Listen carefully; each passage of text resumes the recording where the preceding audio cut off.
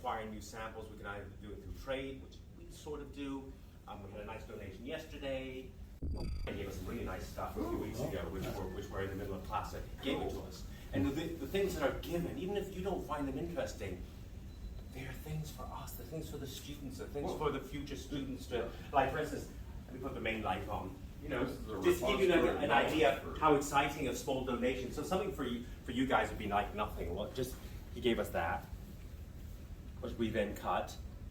It's just a eucritic thing, but the students love it. You know, the students, you can pass this around. You've all seen this sort of stuff. It's the students that are benefiting from having these donations. You know, they're actually going to work on this on the microprobe next week, or maybe the week after. It's actually misbehaving right now. You know what microprobes are like. They're so you know it's you know so much stuff is coming out of North Africa now. I mean, just tidal waves of material. It's just, I think it's quite astonishing what's coming out. Too. Now, I'm kind of getting I'm looking for LL3s. I'm kind of getting the buzz that we're kind of at the peak and things are going to fall off. Not even close. We've been saying that for years. Good. You know, we're having it's just as far as I'm concerned, a constant tidal wave of meteorites that no collector or collection can even begin to do more than just pick at the occasional sample. I mean, the non-proms are proving thousands a year. Yes. And those are only the interesting things. You know, that's not the sort of the vast tubs of uninteresting things that nobody wants to classify. So that's just the interesting stuff. And you really, if you want to get statistics, have a look at what gets classified in Antarctica. I always love this because Antarctica is 80–90% OCs. Right. But the stuff that gets classified from elsewhere is about, I'd say it's only about half or fewer than less than half of OCs. Right. Just number-wise, then that means there's literally tons of unclassified OCs out there that nobody can be bothered with. I don't do NWA-OCs. Why would I take my time? Why would I do that? You're gonna finish the one I gave you to classify, though, right? Oh yeah. Okay. Just making sure. Did I just say No, I'm honest right here. It's a meteorite. Right. Absolutely. So you know, I mean, it's just, and it is quite astonishing. I mean, you know, we do some trades. There's some stuff from and I mean, we can try and acquire some of this stuff, but next year there's going to be another amount. I mean, we had. I just couldn't believe I looked at the meteorological bulletin. There was 81 lunars last year for almost 200 kilograms. Wow. Yes. Okay, let's say half of his pair. Let's say 3/4 of his pair. Still doesn't matter. There's an enormous amount of material out there, and it just every year there's more and there's more, and so you know I think I said to the students the other day, as far as I'm concerned, we're in the golden age of meteorites right now. Okay. You know, I think that'd be fantastic. We're also starting to see stuff coming out of the Alcama. Yeah. Oh yeah. And many, I've heard reports that some of them are in the 1 to 1.5 million year terrestrial age. Yeah. Well, actually, funny enough, one of the ones we got recently, which I just sliced open. Whatever lunar this is, Lyun 002. I mean, look how ugly that is. It's caliche covered. This must have been in the ground at least since the Pleistocene. I'm going to get to get that much caliche. Wow. This wasn't just the last few hundred years. Yet inside, it's still beautiful and fresh. There's no metal. There's no metal to rust. So you know, I think a lot of these are really, really reasonably old. And it just requires the right environment for it to be in, for it not to rust. But yeah, no, I was surprised when we got this. I was like, oh, who the heck wants a piece of that? But you know, we do. Look at the slices. Yeah, beautiful. You know, I just sliced these yesterday. Cool. And I was actually impressed with how nice they are inside. Are you using an isometer? Or no, I have a wafering saw. Okay. We actually acquired one. Cool. About a year or so ago, which I'm still learning to use. Cutting wafers, cutting boules into wafers. Yeah, it can actually, I can set it up so it can do like 1 millimeter, 1 millimeter, really? 1 millimeter, 1 millimeter. But I'm still learning it. Okay. But this is like the price of 3 new pickups. So Okay. No, our saw was only 30,000. 30? Really? Wow, it's big. But I mean, it's 6 1/8 inch. But we didn't buy it. It was I actually found it in another lab, unused for 7 years. They didn't want it. I said, yes. You'll take that. Every once in a while, you can be like, hey, man, look, you don't want speeches. Have a look around. There's just, we have samples. So the way it is, we have irons filling about half of that section over there. Ordinary chondrites are in these two things. And chondrites over there. Carbonaceous chondrite falls under the nitrogen campus back there. Okay. So things that would just like everything from Murchison to Aguas Arcas. Things that would just go. Yeah, that's the smell of Murchison. But the air is so dry in here, it doesn't smell of anything. Murchison only it requires damp. For something to smell. Otherwise, if it's super dry, you don't smell a thing. Yeah. Cut a CV3 and a CK that had last year, and one of them, I think it was CK Shugati it was really smelly. Yeah, no, if you get that dust up in the air, it's still only smelly because it was dampness in your nose. So you get the dust in your nose. Because I have the same if I'm dry polishing or dry grinding a CD of carbonated chondrite next door, exactly the same thing. You just get that dust wafting up into your nose. Something, and fortunately, it's not an unpleasant smell. Yes. Yeah. The only time I have an unpleasant smell is when I'm dry. I was dry grinding. Was it a Rumarusi. I have a weird and nastiest smell when I was grinding it. Like barnyard nasty, or? Yeah, no, just sort of. Sulfur nasty? No, not sulfur. It wasn't sulfur. It was just like an unpleasant smell. So. I've also just got a really fresh slice of Allende, and it has sort of a. Talking about Allende. If you open like this. Oh, the Sigmund Shugati. Yeah. Uh, Snickerville? yeah, SNC. What is this? Oh, yeah. Yeah. What is that? It must be the sulfides. I don't think that's a meteorite.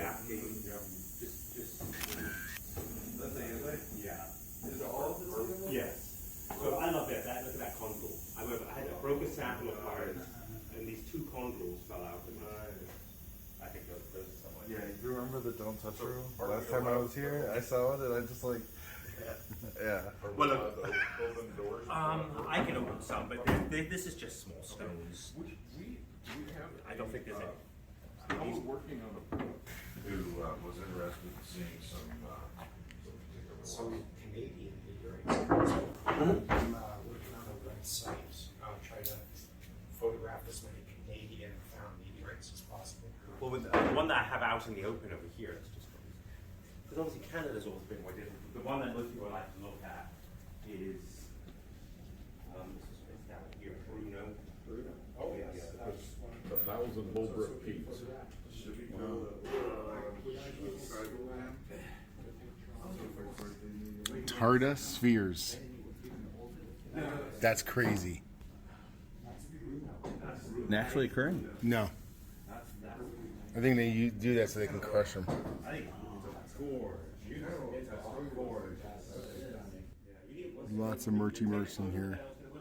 This is all Murchison. This entire cabinet is all Murchison, including that. That's crazy, isn't it? That is. So these are all the carbonaceous chondrites. Junction City? Marble. It is it's a single match. It's one of the, I think one of the more spectacular meteorites in. By the way, that's just a random selection of. Yeah, no problem. It's not. Junction City is not classified. It's not approved yet. Why not? Because they gave the sample to, who I'm not sure. Okay. Okay. No, I mean I don't mind. I was just surprised. I went to look at. I went to. Still, it's of the four. I mean, of the three that happened last year. Okay. It will be. It will be. Cannon Diablo graphite nodule. Turn around. And see where Super, it's been super sliced. nice. This was the one that fell 1940 prisoner of war camp in Indonesia. Fell in the prisoner of war camp. One of the prisoners kept it by in the prison until the end of the war, and then took it out with them. Oh, wow. It's one. I think it's one of the most amazing. Which one? This dark one here? Yeah, Kadiri. Wow. Thank you so much Oh, absolutely. for granting us access. Wow. You can turn it one of different orientations. How special is that, Here's man? 350 grams of peak still.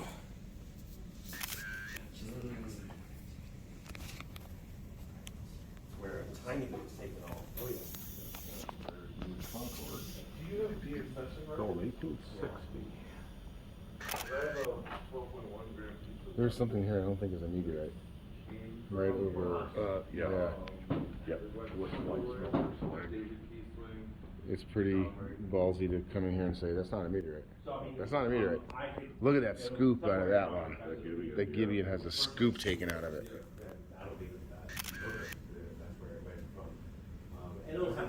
This one is just. That's crazy beautiful. Well, it won't if it's been sliced up. Yeah. You know, if it was a large. This is what happens to so many of the pieces that I give it when I trade something out. It goes with a car. Yeah. And then. I've got one of your trades. Yeah, but then what somebody then does is then they take that single piece and slice it up into 10 pieces. Doesn't match the card. And then it doesn't match.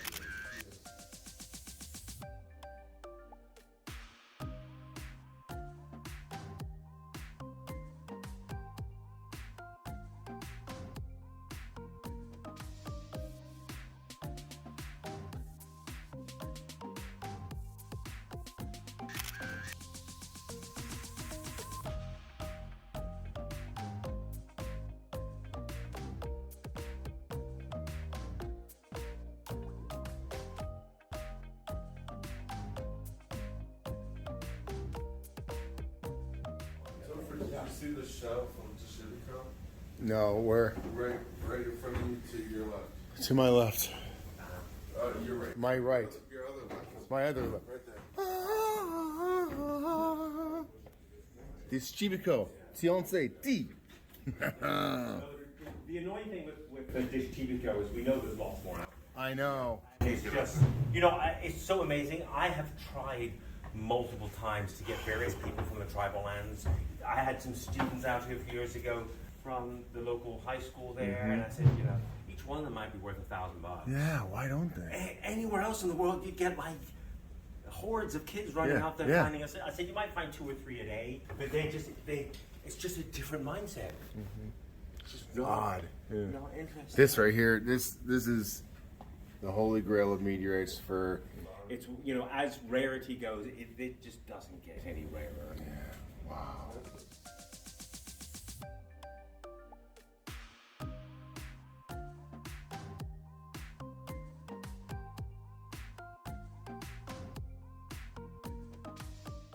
Probably Murchison, people always say, oh, you've got several kilos, why can't you trade it out? 300 kilos, right? It's Yeah, but we only have 3 kilos. I always say the Field Museum has 40. Okay. Yeah.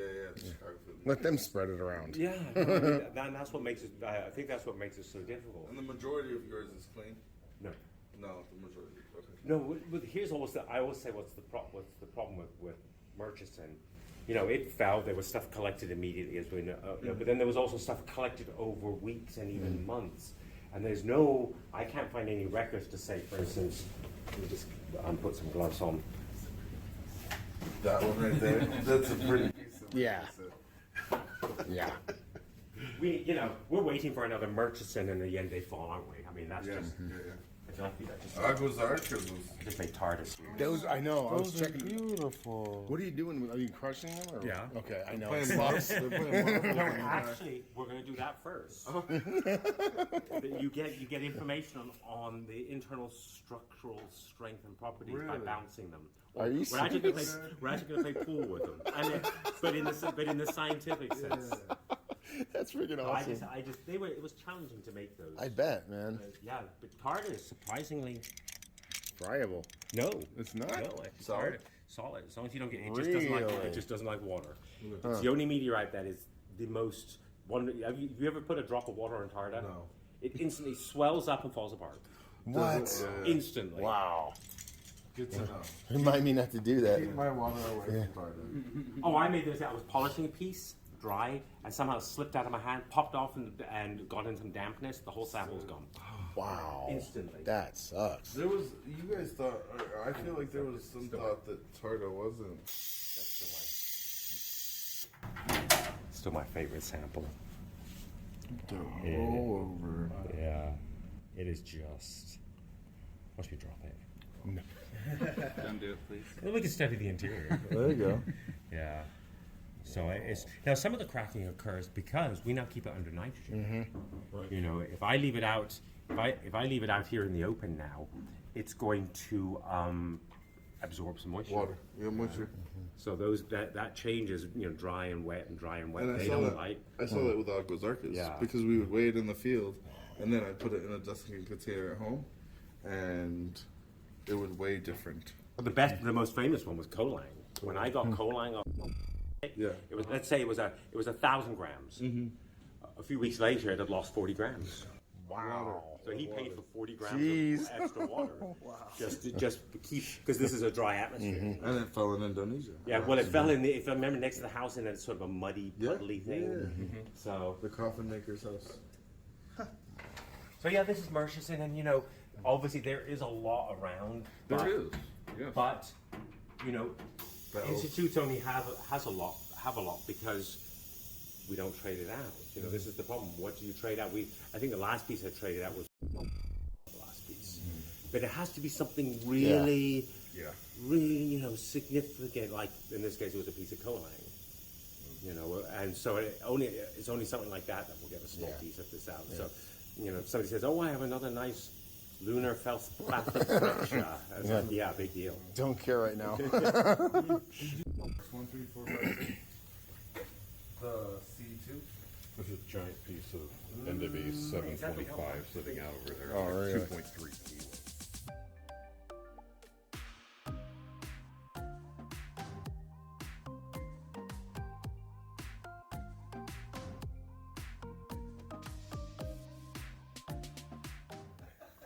If I remember correctly, each side of these took 18 hours to cut. And there's 1, 2, 3, 4, 5. Yeah, I think it was 5 or 6. Oh, yeah, there's a 6th. Okay. Yeah, actually, unfortunately, when you look at the non-com fields that they have here, they're much wider than that. Okay. So mineralogically, it fits perfectly for a CN. But it's lighter than a lot. Yeah, but nothing was as light as that one I did a few years ago. That pumacey one that I get. That's gotta be Bloomberg Jakara. they brought up the stove. Whoa! Yeah, it was nothing. Okay. Now we're talking, guys. And it was a CM. No, it's a C2. C2. Okay. A 200-gram tiglet 4, 5, 11964. with Why crust. would I know that number? It's a C3, but it. Okay, now we're into some really cool stuff because we got a bunch of Albrights here. This is the one of the world's newest Albrights. You'll witness one named Tiglet.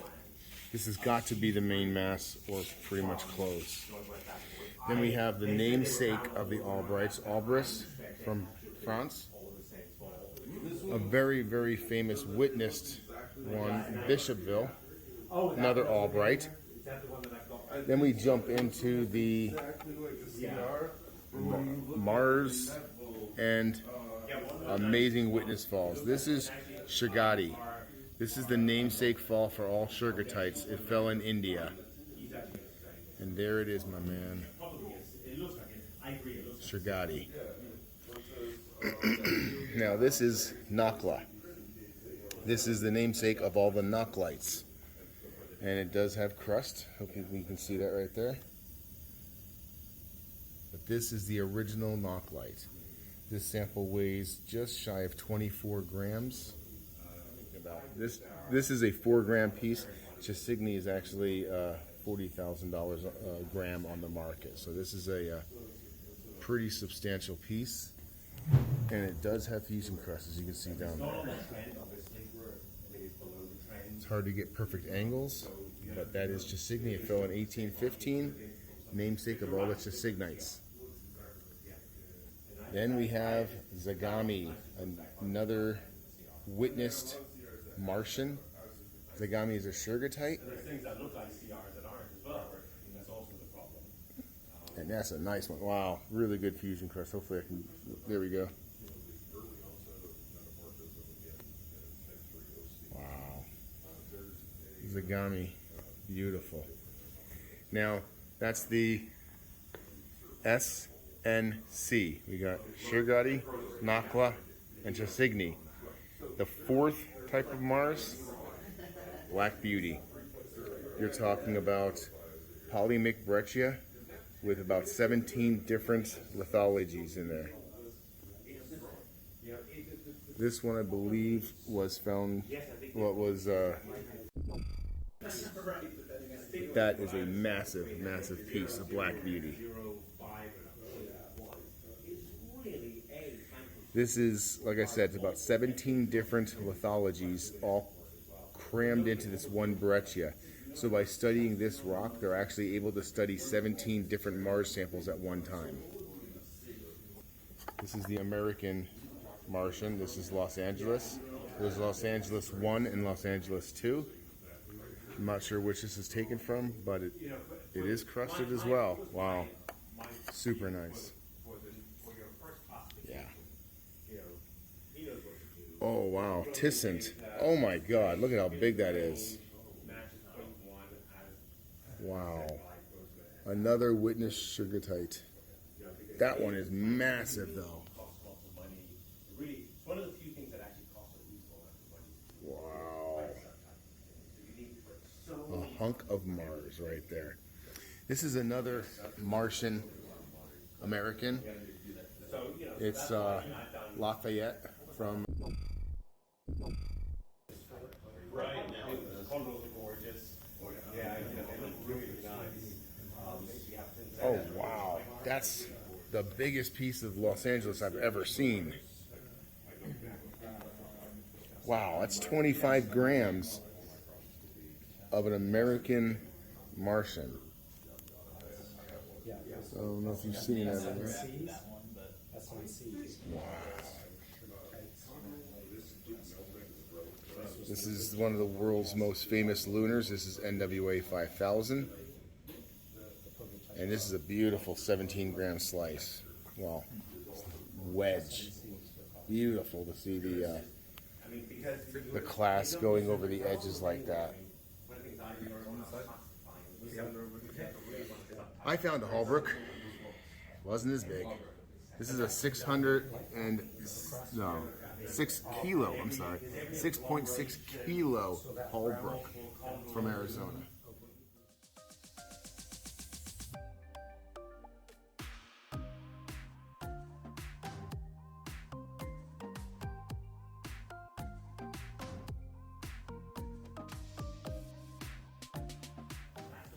Wow, that's Albin. That's a palisite you rarely ever see right there, guys. And it's not even cut. You can't even see how beautiful it is. That is massive.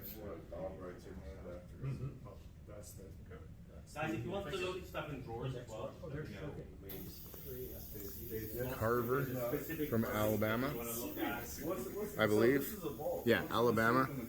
It's a 2AB. yeah. Well, I mean, NASA requirement is, all right, you have Apollo samples, they have to be in a fold. Sorry, in a safe. In a safe, even if they're 725. They're involved, they have to be in a safe. Okay. So that's where the I Apollo was samples just are. like, I mean, Yeah, it's their rules, Yeah. you know, and we have, and that, in order to have access to the Apollo samples, they have to be in a safe. I don't even have access. I don't even have access. Since I don't study them, I don't even have access to them. that's okay. And I didn't want to have access to them. That's a lot of responsibility. God, this is a beautiful iron. Right now, I can. Unbelievable. I don't have There's access. another good one way over there. Oh, is that Miles? Last time, this is the one. Oh, no, that's Unfortunately. Mountain Joy from Philadelphia. That's unbelievable. Yeah, this one's crazy. So this is Sandia Mountains, Not ours. another 2AB. So what we're looking at here is a Forget about it. let me see, is it? Yeah, these are all 2ABs. So look at the varying, The really blue one. the varying He still has. I mean, crystal structure in these two IABs. So these are IAB. Look at how small the crystal structure is here versus this 2AB.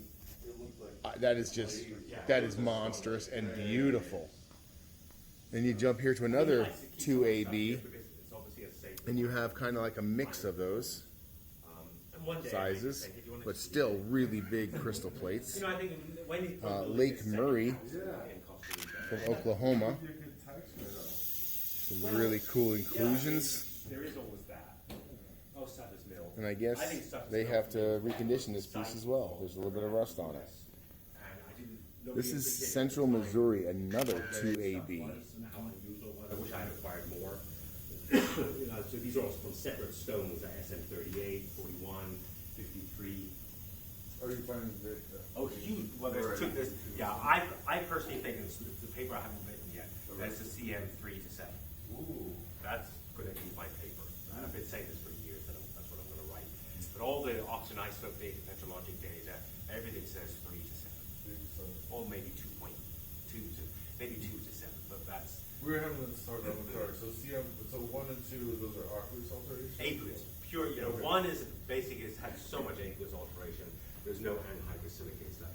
But don't forget, even organic, if you look hard enough, you can find the occasional olivine grain and things like that in Utah. That was CM1.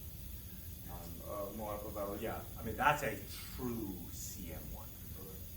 So if you look at a section, you see condules, but they're completely replaced by phytosilicates, 100%. I still think that was probably one of the most astonishing finds ever. Ever. Wow. I mean, my goodness. I mean, That's a U.S. it was fusion crusted. I remember I had just started my job here as a curator. I'd never really seen a meteorite. I was fortunate enough to get this job, and he brought in, and it was a black. I mean, it was about as ugly and boring as you could possibly imagine. And you cut it open, it's black. There is nothing distinguishable about it. But as a type, as a CM1, is probably the most pristine we have in the world. Jeez. It really is. Wow. So, And it was found by our friend. Coaling I'd classify as a CM1-2 because, I saw areas where the condules were almost completely replaced by phytosilicates. There were some areas where there was still some anhydrous. So in my mind, it wasn't a CM2, and it wasn't purely a CM1. But even other things I was looking at.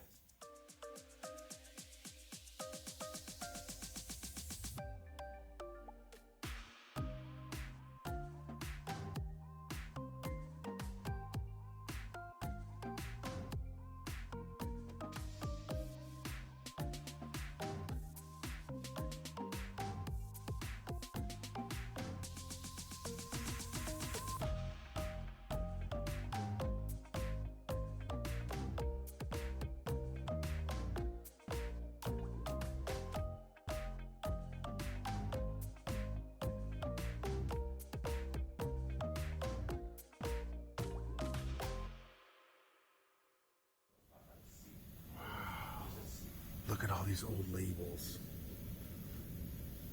Look at that. This when we're talking about masses of meteorites, how about Jakarta?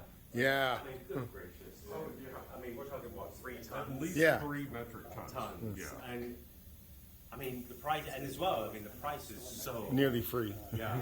Just because this 3 metric tons. So much of it, yeah.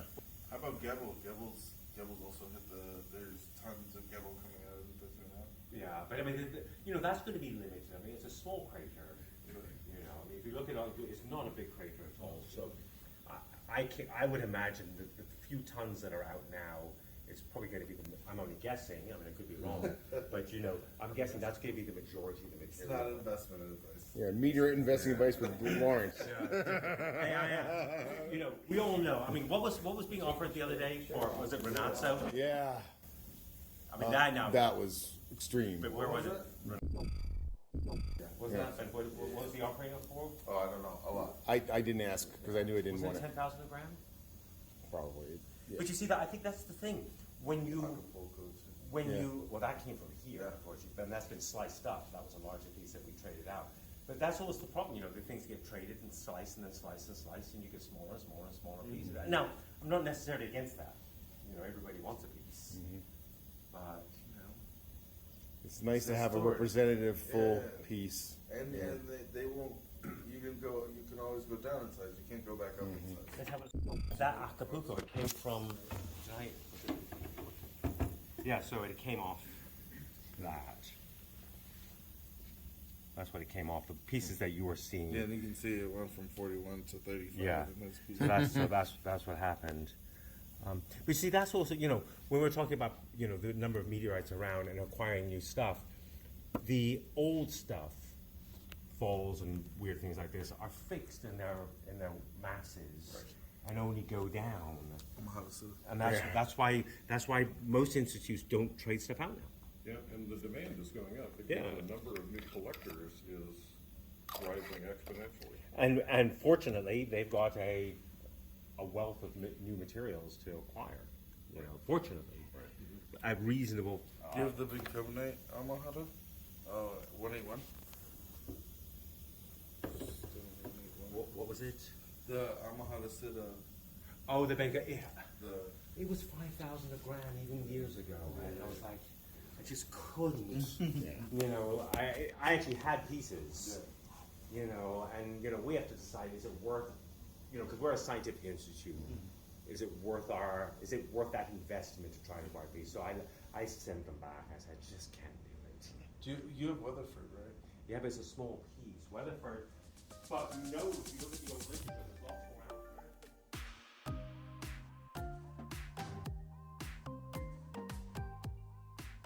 The really amazing thing with Weatherford, if you look at the stories, there's much more Weatherford out there. You know, there was clearly indications of larger stones. So that's all we. Yeah. It's got a number on it. That's the unobtainium bicarbonate, isn't it? No, go find some more. no. This is what, if you look at the literature, there's more out there. Really? Yeah. You know, some of these things, if you look at you know, if you read the original descriptions, yeah, we found a stone, and yeah, we saw other stones at the side of the field, which we didn't pick up. You know, there's more of these things out there. The only thing is finding coordinates, right? Finding that the exact field or the exact coordinates. Because I can go there in a heartbeat. Wow. G chondrite right there. Wow. Which one? I'm not gonna say it, but it's a Or G Quibrada, Chimborazo. Quebrada Chimborazo. Yeah, that's a gorgeous stone. Wow. Piece of that. Yeah. Sorry. Yeah. So that was cool. Ishievo pieces. Oh my gosh. Nice slices. Wow. Do you have El Bogan? Chievo. El Bogan, 1400. Find the in a well twice. I'll have a look in a minute. I think we might. Cursed burger. Yeah. So this is cool. There's still, you know, remnant fusion crust on it. So even though, and the weathering on the inside is very low. So it's still one of my all-time favorite meteorites, just because it's so unusual. It's got little blue crystals in it. Yeah. Are they halide crystals? No, they are one of the CAI type minerals. They're blue. They're blue, and you can see several of these have them in there. Might that include hibonite? Yes, Hibonite. basically hibonite. So that's my favorite slice. Well, I wrote a paper on this one. Well, we wrote 2 papers on this one. That's beautiful. You know, and what made this one so amazing, since it was a loaf-shaped, the original, I have photographs of the original, they completely fortuitously, because this has structures in it that are bands, Yeah. they fortuitously cut it perpendicular to the bands. Otherwise, it would. Otherwise, we would have seen structures, but it wouldn't have made much sense. Yeah. So absolutely just luck.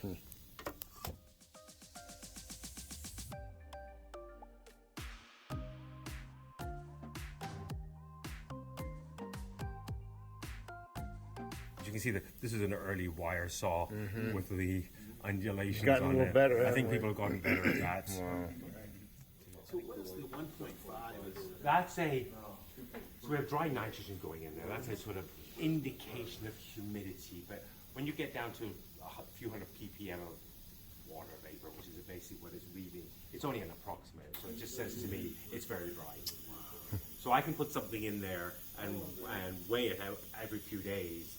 It's going down and down and down, and it's sucking water out of the sample. Wow. So this is the best way, other than a vacuum, of keeping things dry. Just continuously pumping. Yeah, so we actually have a solid state nitrogen generator out in the hole, which pumps into here. So it's a house air coming into a machine. There's a membrane filter. Nitrogen goes in, nothing else goes in. And it's Like an oxygen and generator.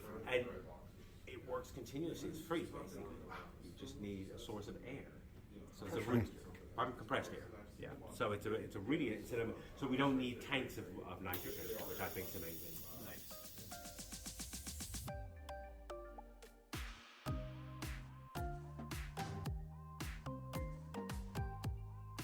I think one of the things that surprised me over the last year or so is we've had so many Albrights. Yeah. I mean, we had Tiglet, we've had Rantilla, we've had various Albrights from the. Do you have Rantilla here? In these ones? Wow. So I made some sections, dry, of course, without water. So it's just a. Have you UV'd it yet? Yeah. I mean, there's lots of stuff that's fluorescent in there, but as you see, pieces are even falling off as I hold it. Jeez. We haven't had a sample return. We haven't had The world's most lander. colorful But we have meteorite, a lot of good Rantilla, data. a witnessed We have the Albright Mercury, fall we have from India. The messenger taking lots and lots of detailed, elemental compositional data from the surface does seem to match some of Here's the your ones that we microprobe. have. That's the new one, which I'm just finishing now, Moro. This was the Christmas 20, not this the year before, fall in Uganda. Which I acquired it, and I've been lazy, and it's been sitting here for a year. So we're finally working on it next week. It's another OC, but it's a fall.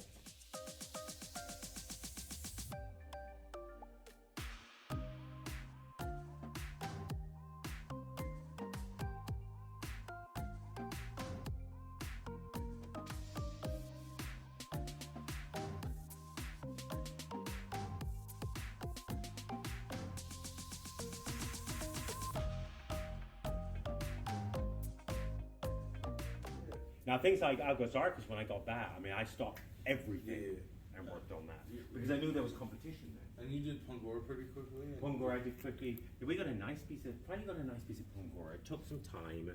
Heavy metal. Yeah. I've had a few extras. Beautiful Semchen. Okay. This one is absolutely gorgeous. The shifting and variety of colors in this are amazing. Yellow, green, clear, amber. It's a beautiful piece, nearly 5 kilos. Then you see basically a siderite piece of it, followed by a transitional piece. Really nice. Really nice. These look like Mundrabilla. No, they're not. They're Toluca from Mexico.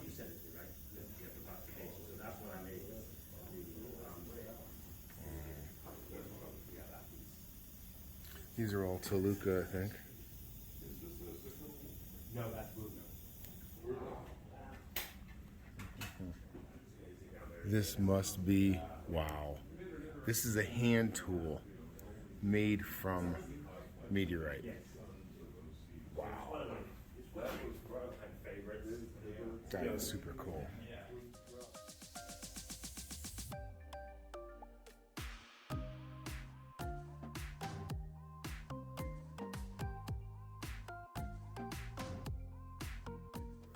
These are all cutting debris from irons. Fairview, Henbury, another Henbury, Gibeon, Mundrabilla, Washington. Don't know which that one is. Santa Clara.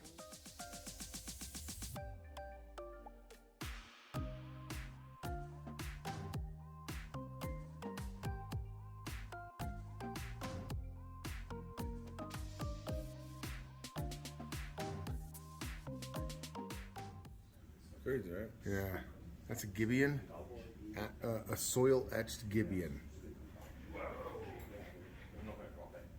That's tight.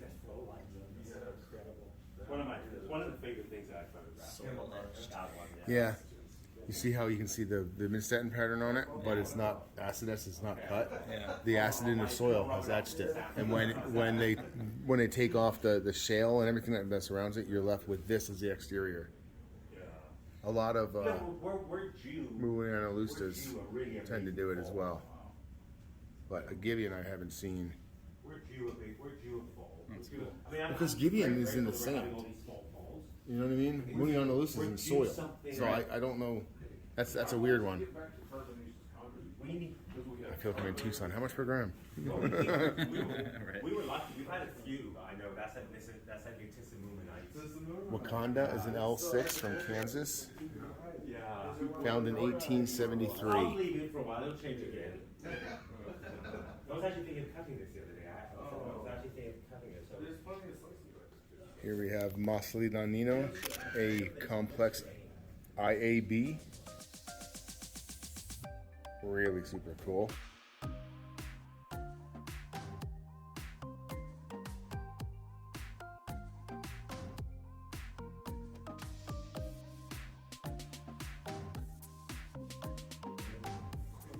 You can see these drill holes. They were taking core samples, trying to do some testing without disturbing the stone too much.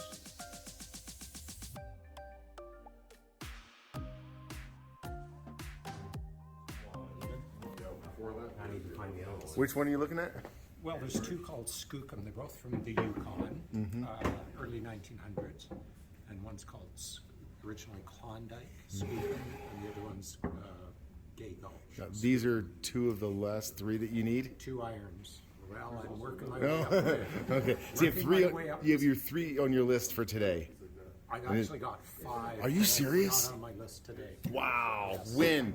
Yeah, so Dave's doing a project. He is from Canada and loves Canadian meteorites, so he's made it his work, his ambition, not to collect the Canadian meteorites, but to collect pictures of the Canadian meteorites from all over the world. I think it's a cool project, and he's taking 5 off his list today. I think there's maybe 80, mid-80s. 85, 88, yeah, like 80s odd Canadian meteorites. If you look at this piece of Marion, the important thing about this is not really, well, the stone's important obviously, but you see all the numbers on the stone? All of these tags were originally with this stone at one point in its life. So every time someone displayed it in a new museum, it would get a new card. So 1, 2, 3, 4, 5, 6, 7, and the last one is the Center for Meteorite Studies. Well, look at this. So that's a cool collection of labels. You want to see history? Yes. Look at that. And it was $40 in the early 1900s. That's a lot of money, actually. Yeah. You know, it's one of those things, we think meteorites are expensive now. If you look at the early catalogs and convert it to today's prices, they're actually cheaper now than they were. Interesting. You know, we That actually, is no, well look, this was $40 in the early 1900s. $40. Times 20. A lot of money. At least. Yeah. Just, I love the old label on there. But I'm saying meteorites now are actually quite cheap in comparison. It's one of my favorites. Especially with Oh, is that what you see? Yeah. I saw his name. There's new shirts. yeah. There we go. I saw vermilion. I was like, nope, I'm on it. Yeah, no, I just re-cleaned it. It was a hard thing to clean. It was in a really bad state. Yeah. Our piece of vermilion. Kansas. I required some. I bought a piece Very of rare that to have pose. it I just sold my piece. It's still not perfect. It's okay. It's okay. Yeah, I mean, it could do with an even better clean, but that's all I'm going to do for now. It's a lot of work, you know. So flow lines on this. Well, no, you want to see the really good side. From Canada. How about that? Oh my God. From Canada. Is it really? I'm not going to hold it against it. No. Oh my word. I've seen all the ones I have. That is ridiculous. Yeah, those are crazy. Yeah, I don't think I mean, that's a recent fall. Yeah. Wow. You know, Oh, maybe we don't. That is beyond beautiful and crazy. I think the sister's place to this. These flow lines are just absolutely amazing. The way they circle in here, and you can see them going around this one, but still going out on these sides. It's from Even on this ridge line right here, they're flowing down.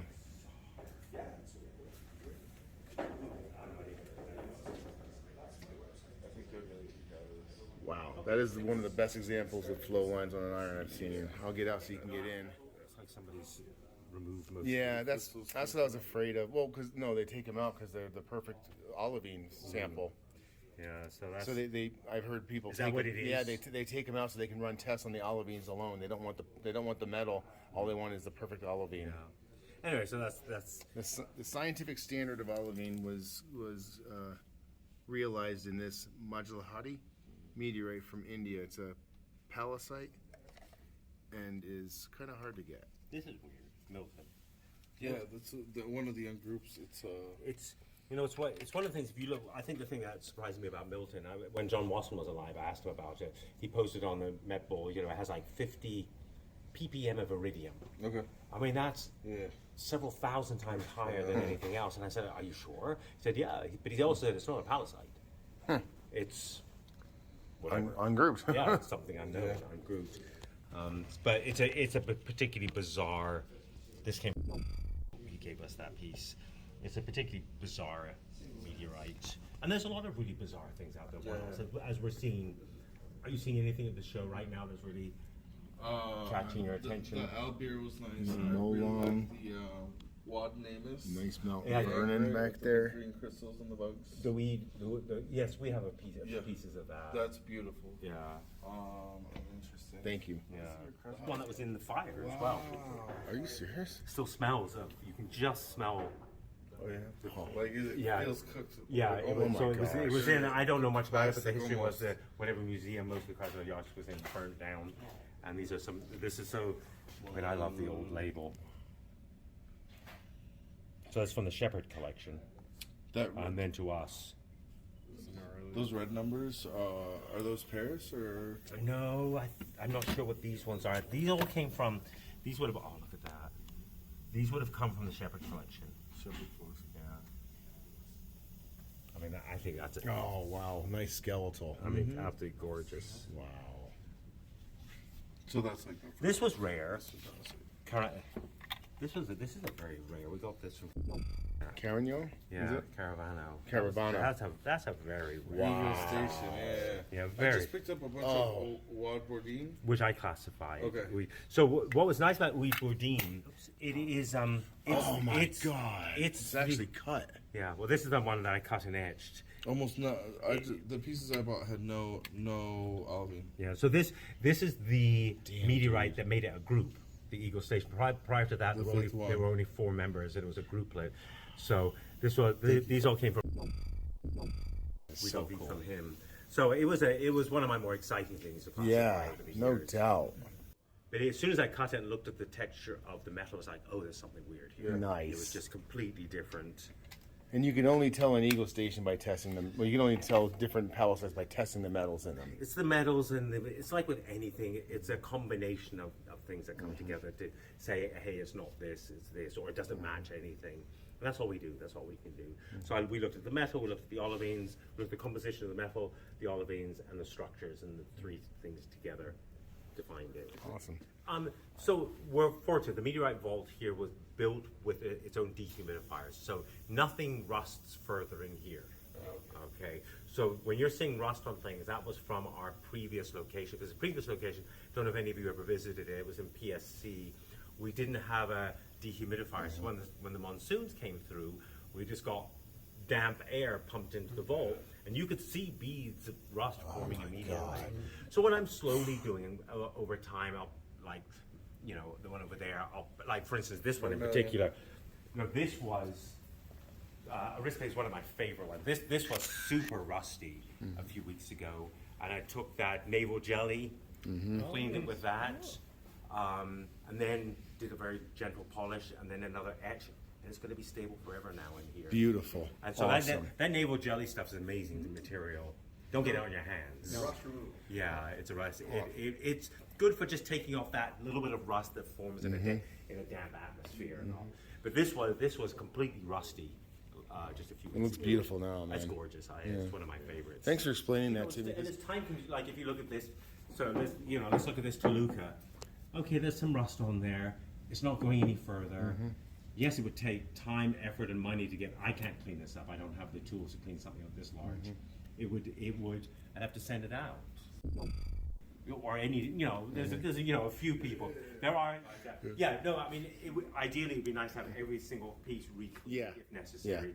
But that's time and effort Yeah, and money. but that's the one saving grace about the investment here is it's halted. It's not continuing. Yeah.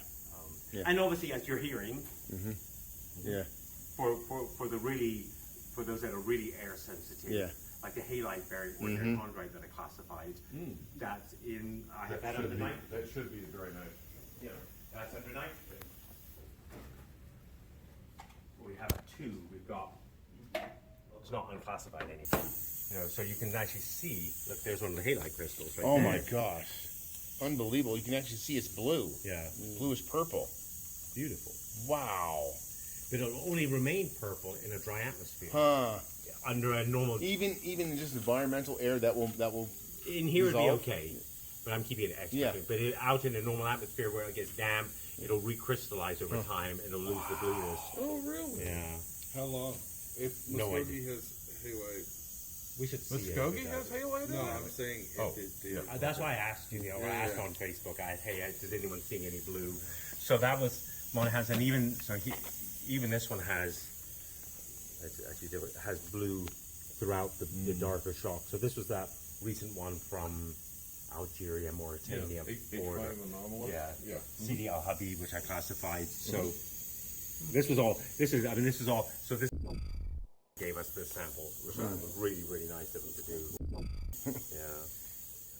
That's a Bell's stone. Bells. Complete. Again, why do these things always fall like the day before a hurricane? You know, this was the day before a hurricane. It's just a black stone. So we have fragments of the one stone that was found before the hurricane and the ones that were collected a few days after the hurricane. And they look completely different. Yeah. Lose that blackness and whatever other soluble salt they were in. It was the same with that. And that's why we get so much pristine material. Free rain. So then about it. Yeah. I have three sections that I want you to pick whichever one you like best. All of them. So, He's one of us, guys. one you never know. Which one do you want? All three. So guys, you have to follow me. I'm afraid I can't leave you in here by yourselves. Not that I don't. We are stepping into this room now with Roberto, the founder of the Muskogee current main mass, 309 grams. And you're actually making a donation right now to ASU? Yeah, I'm gonna make it. As part of the type sample? Yeah. Nice. But I just want to have a look at it.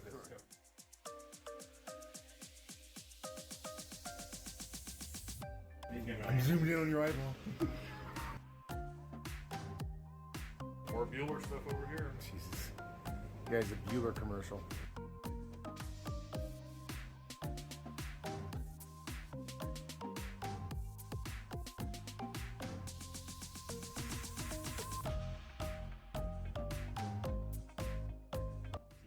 Is that where you work on your Apollo stuff? No, this is if I'm doing etching or anything. Okay. Just a few Oh, wow. That's super nice.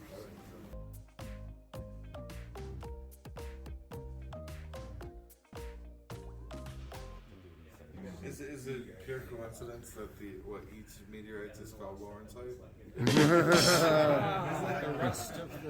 that pure? Well, you know, here's a funny thing. When I classified Aquasarcus, I put into the write-ups what they smell like.